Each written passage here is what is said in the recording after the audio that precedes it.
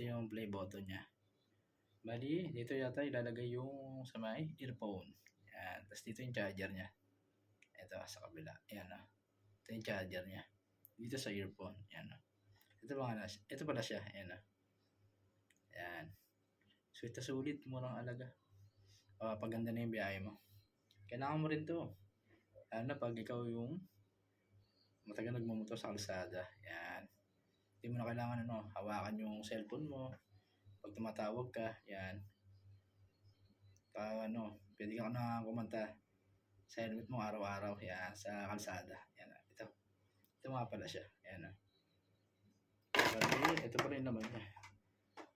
Bali, ito yung manual niya. Ito, service manual. Kung paano siya ikakabit.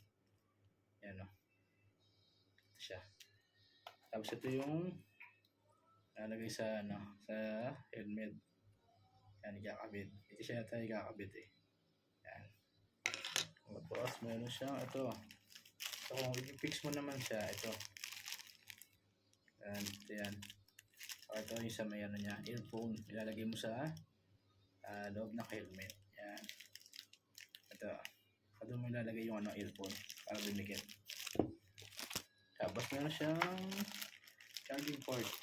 Hindi. Ito pa rin yung niya. Yan, earphone. Tapos ito yung sa may tenga. Yung sa may mouthpiece pala. Ito. Yan.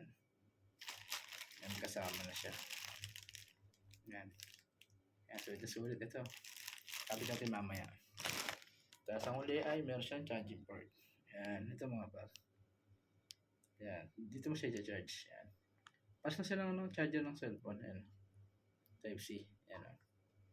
Yan. Kaya bumili na kayo na ito mga par. Bali, dalawa pala siya. Yan. Try nyo to. Para maganda yung biyahe nyo. Yan. Para hindi kayo madalas antukin. Yan. Para mahirapan tumawag sa mga customer nyo. Yan. Pag pinapagalit na kayo ng asawa nyo, yan. Marinig ka agad. Yan. Yan. Yung mga par, salamat ha.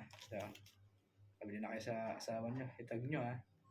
Itag nyo yung mga misis nyo. Para maganda yung biyahe nyo mga par. Kahit sa murang halaga lang muna. Sulit lang naman to eh. Maraming salamat. God bless po.